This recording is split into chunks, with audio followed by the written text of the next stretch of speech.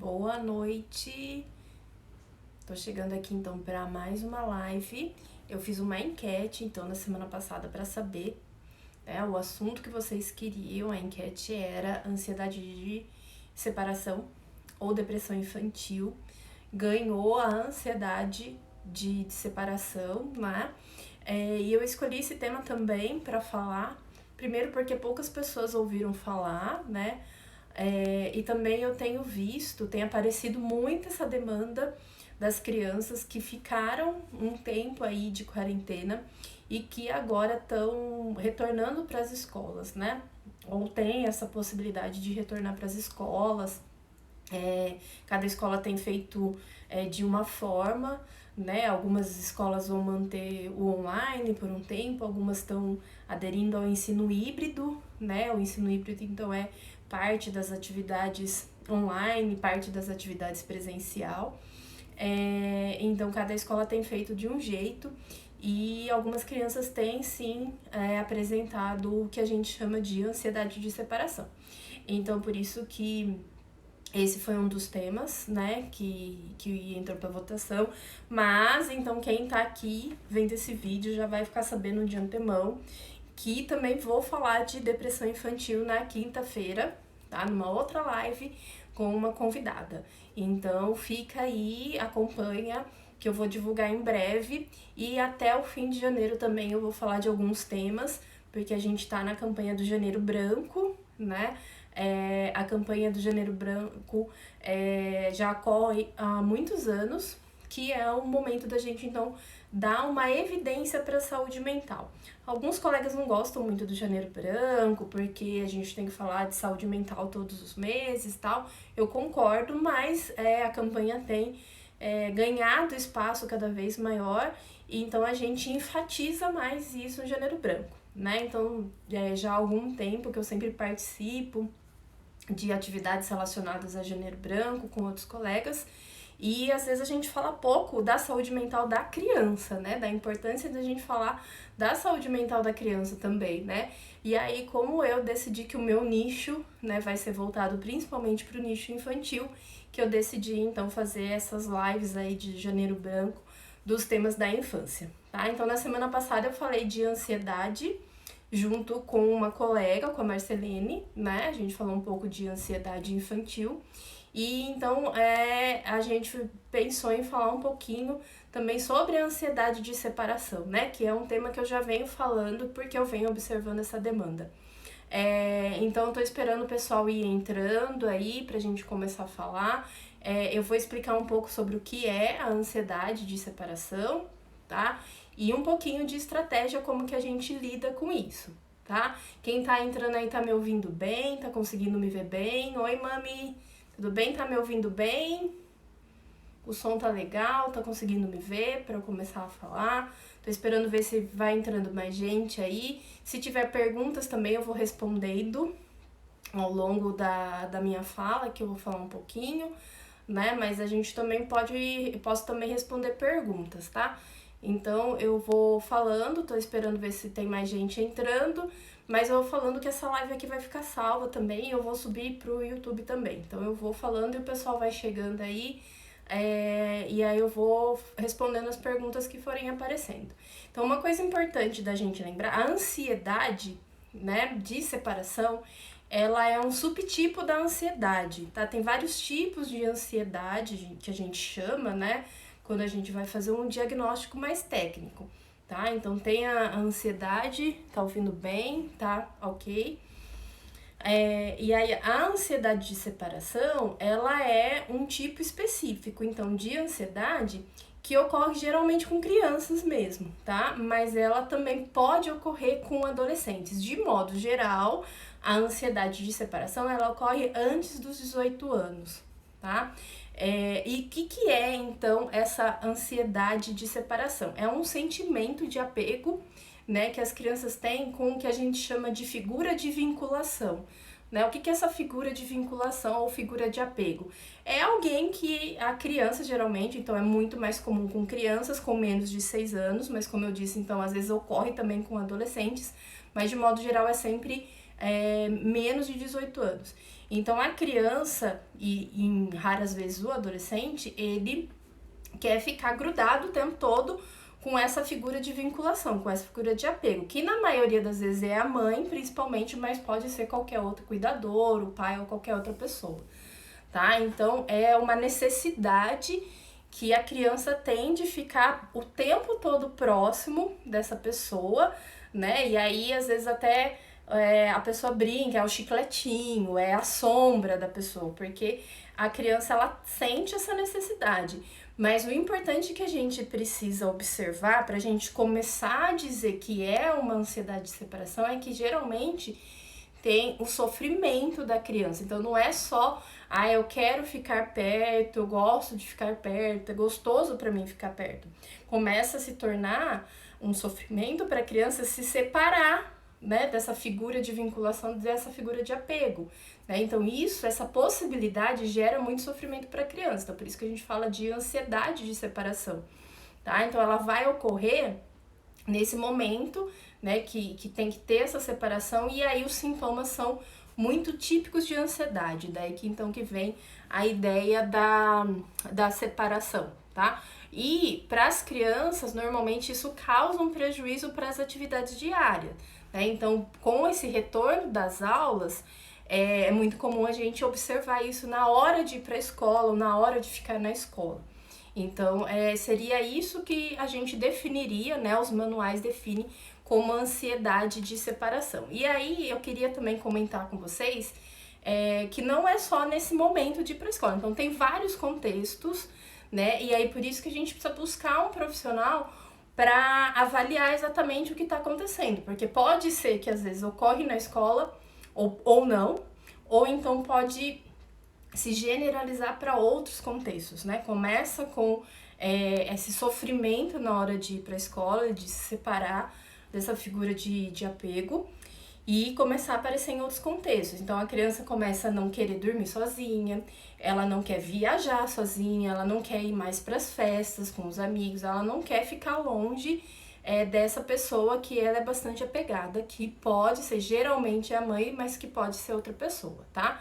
Então qualquer situação, qualquer contexto que envolva da criança ficar longe da pessoa, isso, então o sofrimento, a ansiedade de separação pode aparecer, tá?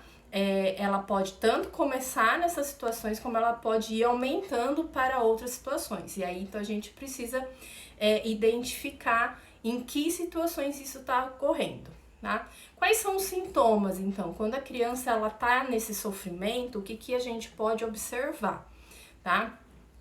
Então, a primeira coisa, ela pode ter dor de barriga, né? Muita vontade de ir no banheiro, tanto para urinar como para defecar. Então, ocorre esse aumento e às vezes nem sai nada, mas tem aquele desconforto estomacal, aquela vontade de ir no banheiro, né? Ou às vezes até vai com mais frequência nesse momento. Pode então ter também dor de cabeça, tá? É muito comum a criança relatar que tá com dor de cabeça, dependendo da situação, né, do quanto que isso já vem ocorrendo.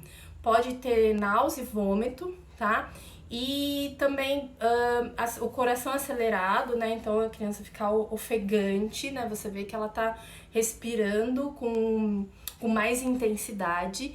E no caso já dos adolescentes, de crianças não é tão comum, mas pode até ter um pouco de tontura e uma sensação de desmaio também, tá? Então é um sintoma muito parecido, né? Esses sintomas são de ansiedade e são muito parecidos também com a fobia. Então por isso que muitas vezes precisa procurar um profissional para identificar exatamente o que é, tá? Em muitos casos o tratamento também precisa entrar com uma medicação, né? Com um calmante ou com um ansiolítico, mas então sempre lembrando que é recomendado que a gente busque um profissional, um médico, né? Que a gente não saia medicando principalmente criança, porque a gente precisa tomar cuidado com os efeitos que pode ter, mesmo que pareça que é uma medicação muito tranquila, muito inociva, né? Muito inofensiva, mas então buscar um profissional. Que tipo de profissional? Então que atua nisso? Um pediatra ou de preferência, nessas situações, eu prefiro até recomendar que seja um psiquiatra da infância, tá? Um psiquiatra especializado na infância, principalmente no caso de passar medicação. Tá? Eu sei que nem todas as cidades muitas vezes têm psiquiatras que são especializados na infância, né? Então, se for o caso, não tiver algum profissional que seja especialista na área da infância, então o pediatra pode ser mais indicado, um bom pediatra, um pediatra que já acompanha a criança para ver se é necessário, então, a medicação, tá? Alguns fatores podem desencadear isso. Então, o profissional e o psicólogo também. Então, o psicólogo é quem vai acompanhar ali e tentar, então, identificar o que é que está acontecendo, em que situações está ocorrendo e recomendar as estratégias melhores de intervenção, tá? Mas algumas situações podem desencadear isso que a gente chama de ansiedade de separação. Então, é muito comum que a gente observe que as crianças já apresentam desde pequenos, é muito comum na pré-escola, então, né, logo que a criança vai entrar na escola, isso pode ocorrer, mas algumas outras situações também pode desencadear isso. Então, a perda de alguém próximo, né, seja por doença ou por morte, alguém adoecer, um animal de estimação também morrer, então isso pode também desencadear. Alguma situação, algum acidente, alguma coisa que ocorra, algum evento ali estressante que pode sim então desencadear essa ansiedade de separação na criança. Então, às vezes a gente acontece, a gente acha que isso não interferiu, que a criança não se afetou por uma situação assim, ou que ela foi tranquilo, mas às vezes isso é mais difícil da criança expressar, né, a dificuldade dela de falar, dela mesmo identificar e falar sobre os sentimentos dela, mas isso lá pode estar de alguma maneira incomodando e ela não está sabendo lidar com essas situações. Então, por isso que é importante buscar um profissional, né, um psicólogo nesse caso, porque o psicólogo então tem os recursos aí de maneira lúdica para tentar rastrear então o que é, se teve um evento que desencadeou tudo isso ou se já era uma predisposição. Uma coisa importante então da gente notar, como eu estava dizendo lá no começo da live, eu tenho observado que tem aparecido muito essa demanda da ansiedade de separação agora, nesse momento, né, de distanciamento que a gente vem passando. Muitas crianças que eu atendo, às vezes relatam que não querem voltar para a escola, que elas querem continuar no online. Então, uma coisa que aparece muito, principalmente com as crianças pequenas, com menos de 6 anos, é que as que tiveram a oportunidade de ficar em casa com os pais, elas amaram essa situação, né? Muito gostoso estar ali com os pais, mesmo alguns pais estando em home office, não podendo dar uma atenção o tempo todo para a criança, mas os pais estão ali, né? E aí, algumas crianças, então, começaram a apresentar a ansiedade de separação por conta dessa situação que a gente viveu. Então, ficamos todos confinados com o pai em casa, né? E agora, então, a gente tem que voltar, tem que ter essa separação, tá? Mas é importante a gente notar que os especialistas, então, da área vêm dizendo que não é exatamente que a pandemia e o distanciamento é que ocasionou, que gerou tudo isso, que é a origem. De modo geral, o que se observa é que a pandemia ou o distanciamento, ele agravou, né, situações que já eram pré-existentes, tá?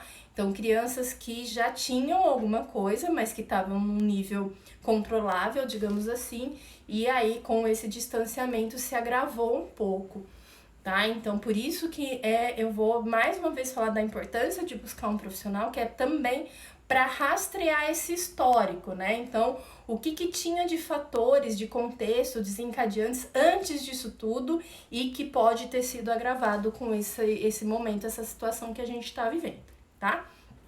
O que a gente pode fazer então? O que os cuidadores podem fazer? E aí eu sempre chamo de cuidadores porque não necessariamente vai ser só o pai e a mãe, mas às vezes pode ser alguma outra pessoa que também cuida da criança e muitas vezes até os profissionais, aí professores que vão estar recebendo essas crianças. Bom, para a escola, então, para professores, o que eu tenho conversado com algumas escolas e professores que têm me procurado, né, então de como retomar as atividades aí, né, que também vão ser atividades que vão ser diferenciadas, não vai ser nesse primeiro momento, pelo menos, exatamente como era antes, vai ter todo um esquema e cada escola está fazendo do seu jeito, de que tenha que pensar em alguma maneira de planejar uma readaptação para essa criança, tá? Essa que pode estar apresentando a ansiedade de separação, como para todas as outras, né?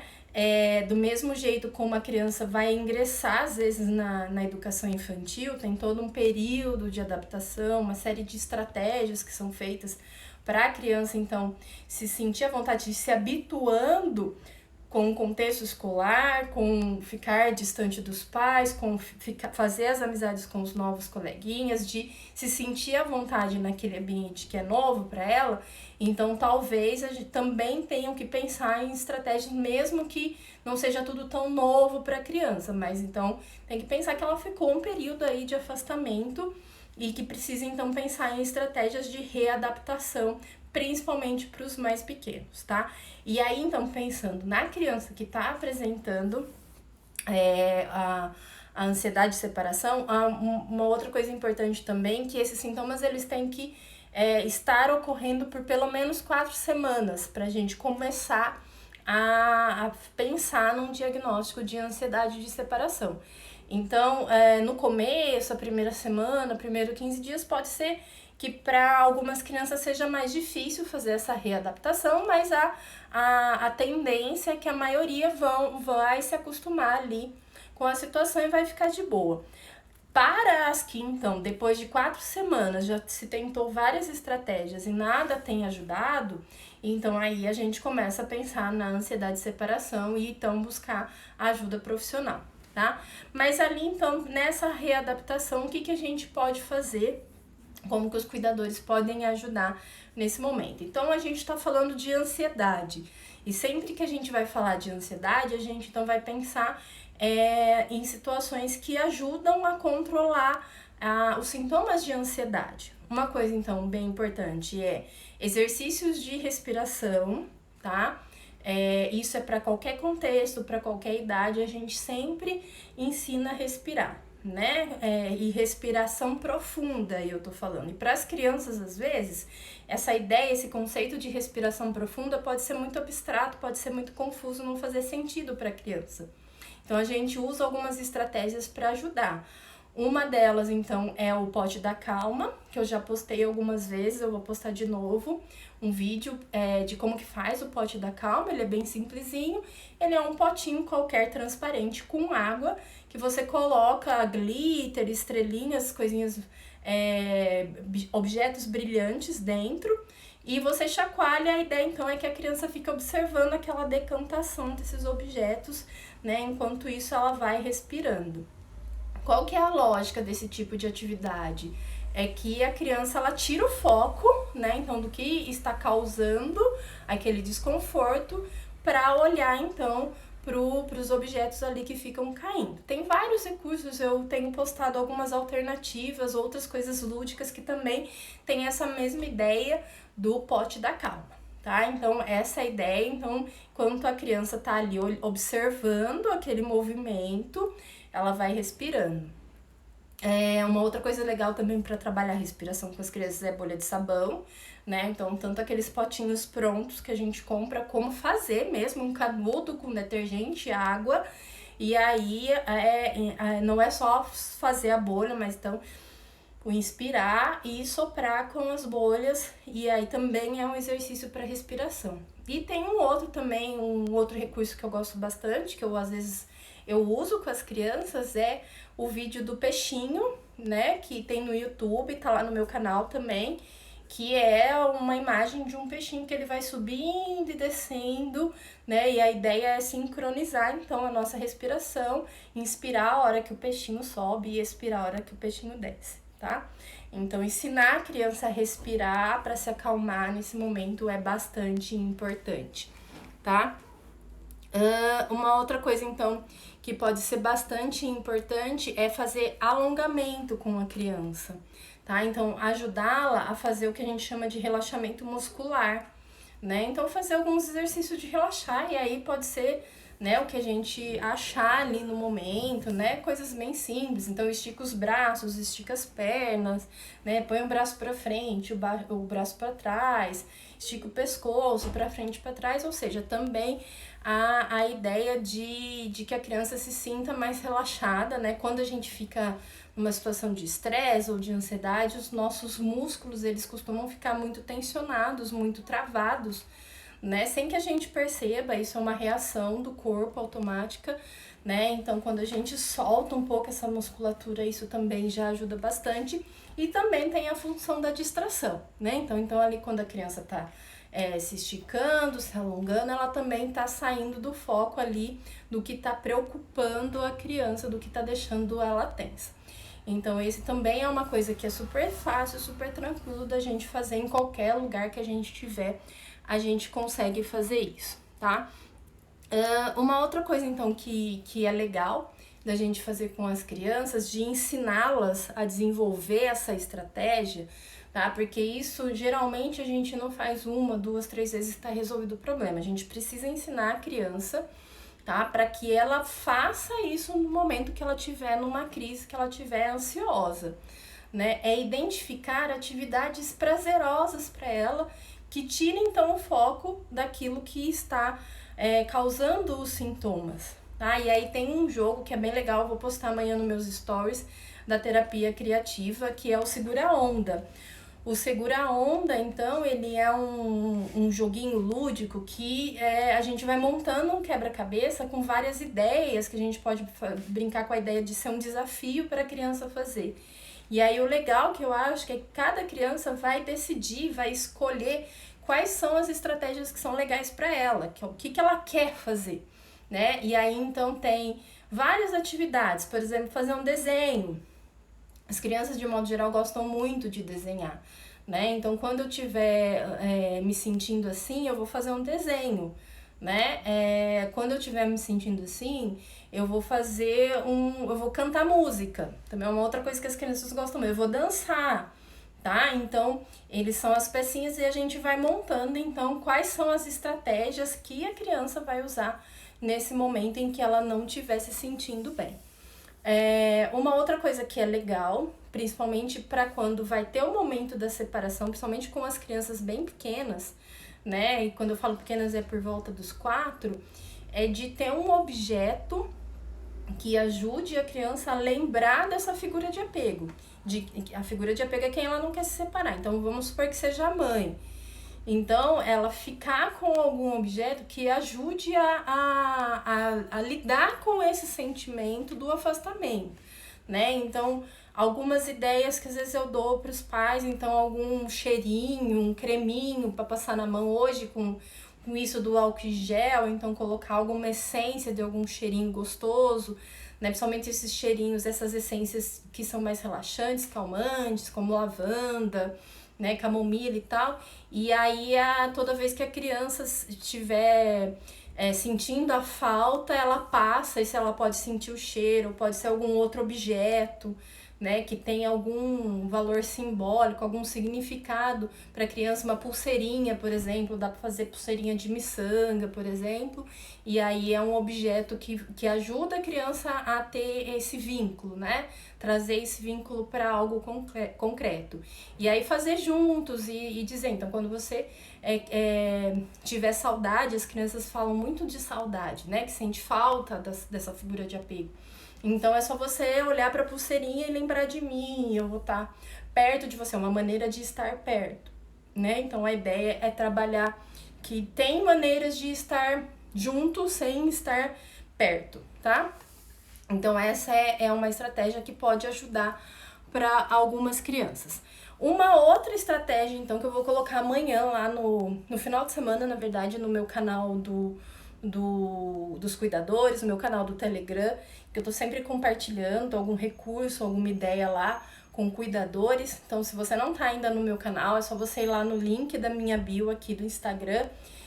Se você tá vendo esse vídeo no YouTube, você também pode acessar no Instagram, é um canal para cuidadores. Eu vou postar então o recurso que eu construí né, justamente para ajudar pais aí que possam estar passando por essa situação da ansiedade de separação nessa volta às aulas, tá? Que é o mural do incentivo. O mural do incentivo, na verdade, ele pode ser usado para vários contextos, para várias demandas, mas eu fiz um especificamente, então, agora para essa volta às aulas, tá? Como que funciona esse mural do incentivo? Então tem 2 momentos, tá? 3 momentos na verdade, e a gente então a ideia é que você sinalize o progresso da criança, então ela tá conseguindo, né, lidar com isso. Então tem o primeiro momento que é ir para a escola, ficar na escola mesmo triste, né, longe do cuidador. Acho que deu uma travada, voltou. E o terceiro momento que é ficar feliz na escola, tá? Então, a ideia é mostrar essa progressão, então tem esses 3 momentos, e que tá tudo bem, então no começo talvez ela fique triste de ficar na escola sem a figura de apego, mas tá tudo bem, importante que ela fique na escola até chegar nesse momento em que ela vai ficar feliz na escola. Tá? Então, mostrar essa sequência para a criança é legal, para que ela mesma possa acompanhar e entender que às vezes as coisas não acontecem do dia para a noite, que tem um processo, tá? E ir valorizando esse progresso. Então, a ideia é ter esses 3 momentos e a gente vai, então, sinalizando, a gente põe metas. Então, na primeira semana, por exemplo, conseguir ficar a semana inteira na escola, na segunda semana então ficar mesmo triste, e na terceira semana ficar feliz. Então a gente vai sinalizando, vai marcando, né? Pode ser uma carinha feliz, pode ser uma estrelinha, e de preferência a criança ir acompanhando esse progresso. Então eu vou colocar lá esse arquivo no meu canal que vocês podem imprimir. Eu sugiro que imprimam e que coloquem num lugar visível para a criança, para que ela possa acompanhar o próprio progresso dela, e aí ao final ela cumprindo esse desafio, cumprindo as metas, ela pode então ter uma recompensa que não precisa ser algo material, que pode ser uma brincadeira no final de semana, um passeio no final de semana, né? Ou ficar próximo junto aí da figura de apego, tá? Então, essa é a ideia do mural do incentivo. Já tem um outro mural lá geral no meu canal que você pode usar para outros comportamentos, mas eu achei que podia ser legal fazer então um específico para esse momento de retorno às aulas, porque eu tenho observado bastante essa demanda. Então vai estar lá no final de semana no meu canal. Se quem quiser, vai estar gratuito lá, é só você acessar o meu canal e baixar o meu canal para cuidadores, tá? Bom, era isso que eu tinha para falar. Quero agradecer todo mundo que entrou aí, que deu uma passada. Eu não sei se quem tá aí tem alguma pergunta para fazer. Então era isso que eu queria comentar um pouco sobre a ansiedade de separação, sempre lembrando então que a ideia da live não é fazer um autodiagnóstico, é dar algumas ideias, então explicar melhor, fazer uma psicoeducação, compartilhar o conhecimento, para que então cuidadores possam de repente observar e pensar se não seria o caso de buscar uma ajuda profissional para identificar o que de fato está ocorrendo, tá? Então, essa live vai ficar gravada, vai ficar disponível aqui no meu perfil. Então, se você acha que isso pode ser útil para alguém, tem alguém que precisa saber desse conteúdo, marca aí nos comentários ou manda o aviãozinho para essa pessoa. Ou se tiver alguém que você também acha que é importante ouvir esse conteúdo, essa live também vai estar no meu YouTube. Pode ser que a pessoa não tenha Instagram, mas você pode mandar também o link do YouTube que vai estar disponível lá também, tá bom? Então lembrando que essa semana ainda tem live, tá? Até o fim, semana que vem a gente também vai ter live do Janeiro Branco, temas da infância. E na quinta-feira, então, a gente vai falar um pouco sobre depressão na infância, e eu vou ter uma convidada para falar um pouquinho disso, tá bom? Um beijão e boa noite para todo mundo!